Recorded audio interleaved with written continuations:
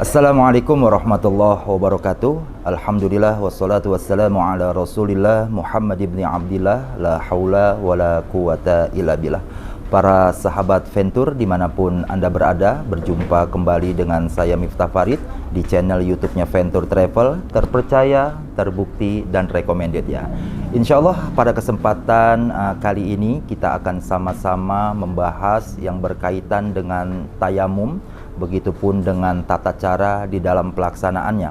Karena kita bergerak di travel haji dan umroh, tentu ketika kita terbang dari Indonesia yang menuju Jeddah ataupun menuju Madinah, ketika datang waktu sholat kita bingung apa yang harus kita lakukan. Apakah kita harus berwudu, lalu apakah kita harus bertayamum, apakah syarat bertayamum pun sudah terpenuhi di dalamnya ya.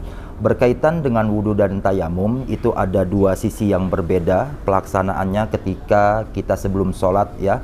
Jadi kalau memang syarat sholat terpenuhi, ada air yang mencukupi untuk bisa dipakai untuk berwudu, sementara di dalam pesawat penggunaan air itu terbatas, hanya bisa dipakai hanya sebatas untuk bisa buang air kecil dan air besar. Ketika dipakai untuk berwudu, tentu penggunaannya pun akan mengganggu dengan kebutuhan-kebutuhannya lainnya. Apakah ada solusi kedua, yaitu bertayamum? Lalu apakah kita bertayamum di dalam pesawat itu benar-benar sesuai dengan ketentuan dan ketetapan yang telah dicontohkan dan diajarkan oleh baginda Rasulullah Shallallahu Alaihi Wasallam? Wudu itu rukunnya ada 6. Yang pertama adalah niat, yang kedua adalah kita membasuh muka, yang kedua kita adalah membasuh tangan sampai sikut, yang ketiga kita membasuh bagian kepala kita, terus kemudian yang keenam yaitu membasuh kaki sampai mata kaki.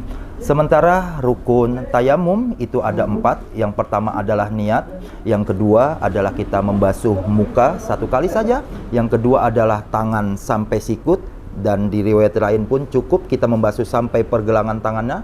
Nah itu yang terakhir adalah tertib ya. Itu adalah 2 rukun yang berbeda antara pelaksanaan wudu dan tayamum. Terkait dengan hukum tayamum di dalam pesawat ini ada perbedaan 4 mazhab ya.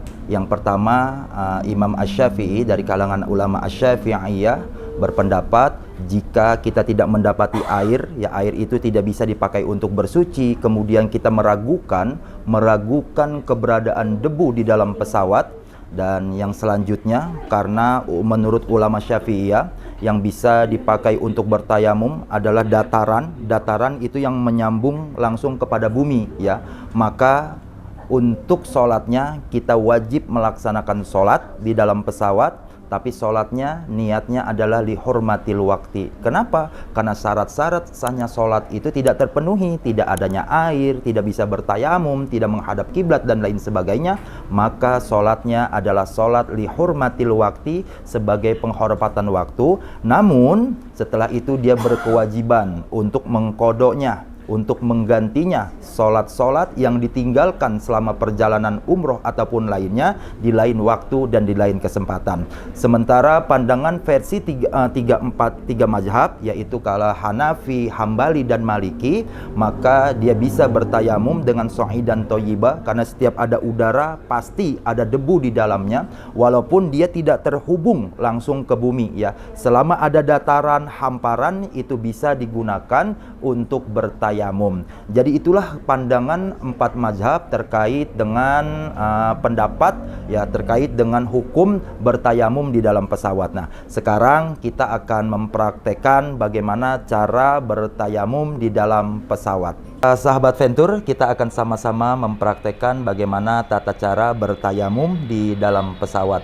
Jadi dapat diperhatikan sebelum sama-sama kita bertayamum, saya akan ulang kembali rukun tayamum itu ada 4. Yang pertama adalah niat, yang kedua adalah membasuh muka, yang ketiga adalah membasuh tangan sampai sikut ataupun cukup sampai pergelangan, dan yang keempat adalah tartib. Sebelum sama-sama kita praktek untuk bertayamum, masa kita pastikan dulu aksesoris yang melekat kepada diri kita itu kita copotin. Seperti saya menggunakan cincin, maka cincin ini pun harus dilepas. Kemudian jam tangan ya, kemudian untuk laki-laki pecinya ya, kalau bisa dicopot, ataupun cukup ya sampai taikin ke atas kepala kita. Kemudian tata cara bertayamumnya laki-laki dengan perempuan itu tentu ada perbedaan ya. Saya akan praktekkan bagaimana tata cara bertayamum untuk kaum laki-lakinya. Ya, yang pertama sama-sama kita berniat, niatnya pun sama baik laki ataupun perempuan. Nawaitu tayammuma li istibahati sholati lillahi ta'ala. Kemudian rukun yang kedua, kita akan membasuh muka kita, cukup 1 kali basuhan.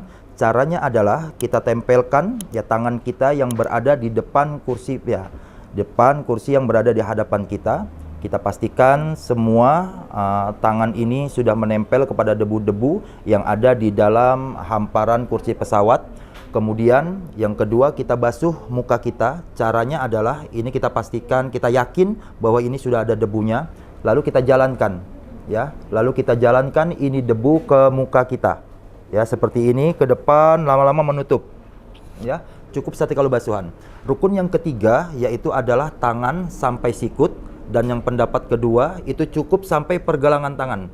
Ya, silakan yuridullahu bikumul yusra wala yuridu bikumul us. Ya, silakan mana yang menurut kita mudah, karena Allah menyukai kemudahan, tidak menyukai kesulitan teruntuk hambanya. Tadi kita sudah menempelkan di depan, maka kita cari tempat yang berbeda yang belum kita sentuh sebelumnya.